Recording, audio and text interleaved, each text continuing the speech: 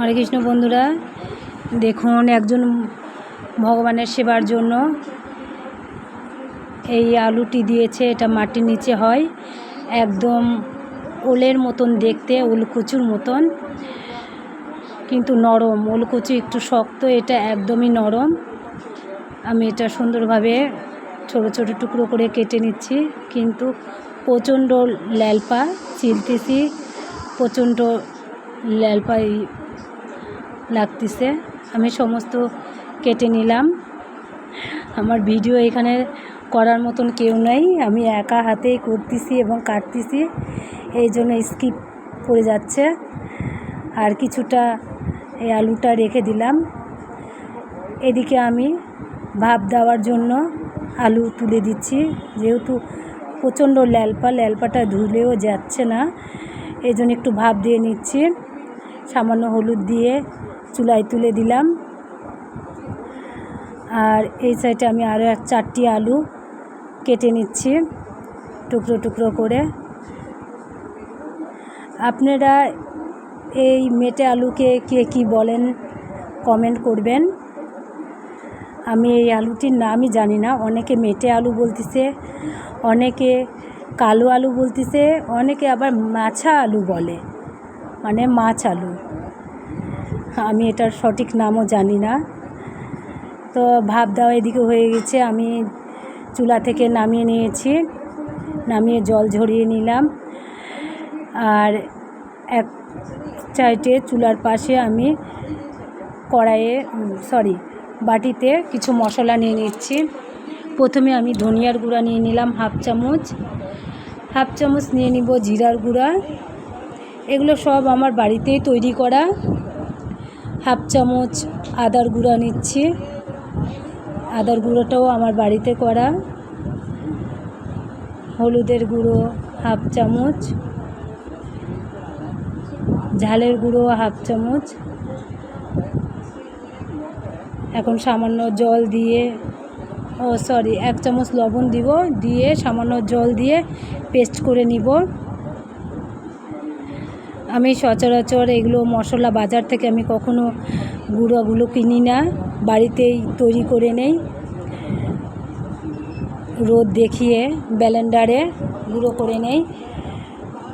এগুলোর স্বাদ এবং ঘ্রাণ খুব ভালো থাকে, বাজারেরগুলো এত ভালো ঘ্রাণ থাকে না, তাই আমি বাড়িতেই তৈরি করি।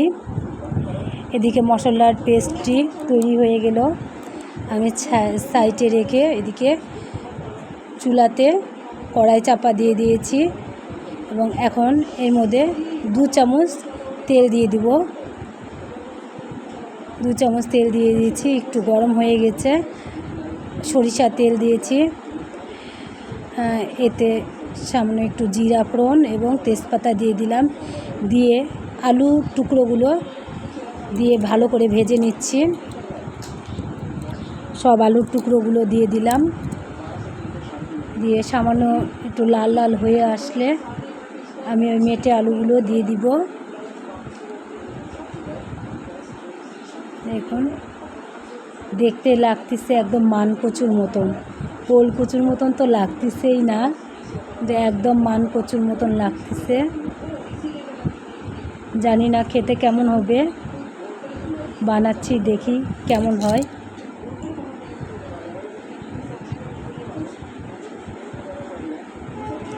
কিন্তু এ পাশে দেখতেছি আমার ভোগ হয়ে গেছে, তো আমার ছেলে বসে খেয়ে বলতেছে খুব দুর্দান্ত স্বাদ হয়েছে। এখন ভাজা হয়ে যাওয়ার পর আমি এতে মশলার পেস্টটি ঢেলে দিলাম, সামান্য জল দিয়ে কষিয়ে নিব।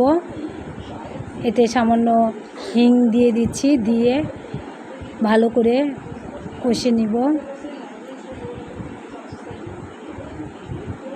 দেখুন, হিং 1 চিমটি দিয়ে দিলাম, 1 চিমটি দিয়ে ভালো করে নেড়ে চেড়ে কষিয়ে নিয়ে এতে 1 কাপ জল দিয়ে দিব। মাটি দিয়ে দিলাম, কষানো হয়ে গেছে। 1 কাপ জল দিয়ে দিয়েছি,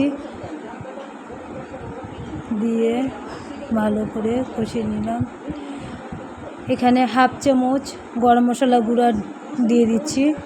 এই গরম মশলা গুঁড়োটিও আমার বাড়িতে তৈরি করা।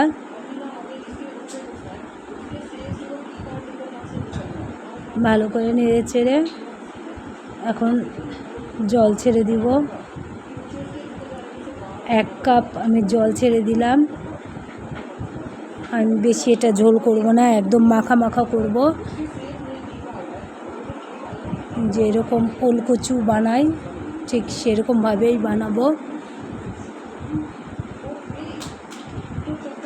আমি 1 কাপের আর একটু জল দড়ে দিয়েছি।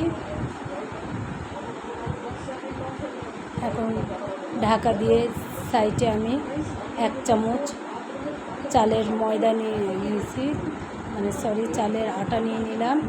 নিয়ে ভালো করে গুলিয়ে নিচ্ছি। গুলিয়ে নিয়ে এখন তরকারিতে দিয়ে দিব। ঘনত্বটি ভালো আসবে তাই, এবং স্বাদও হয় চালের গুঁড়ো দিলে। দেখুন দেওয়ার সঙ্গে সঙ্গে কেমন করে সব রসগুলো তরকারির হেঁটে এসেছে। আর দেখুন কত সুন্দর সিদ্ধ হয়েছে। আমি খুন্তির একটুখানি কোনা দিয়ে ভেঙে দেখাই দিলাম। এখন এতে আমি চিরা 2টি কাঁচামরিচ দিয়ে দিব লাল। এটা দেখতে সুন্দর লাগার জন্য দিচ্ছি। একটি লাল, একটা আধা পাকা লাল দিয়ে নেড়ে চেড়ে নামিয়ে নিব।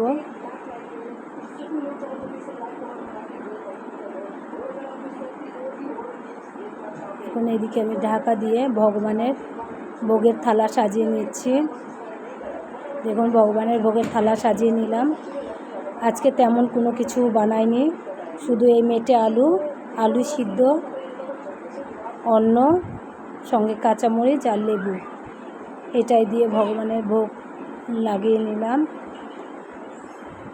এখন আপনারা সবাই ভোগ দর্শন করুন। আর এই যে আমার গোপাল, সঙ্গে একটি অতিথি গোপাল আছে। আমাদের বাড়িতে ওই পুলিশ দাদার ওয়াইফ দিয়ে গিয়েছেন ভগবানের সেবার জন্য। উনি বাইরে ঘুরতে গিয়েছেন। আমার ভোগ হয়ে গেছে। এখন আমার প্রভুজি প্রসাদ পাচ্ছেন। তিনি প্রসাদটি খেয়ে খুব ভালো বললেন, মজা হয়েছে। হরে কৃষ্ণ বন্ধু।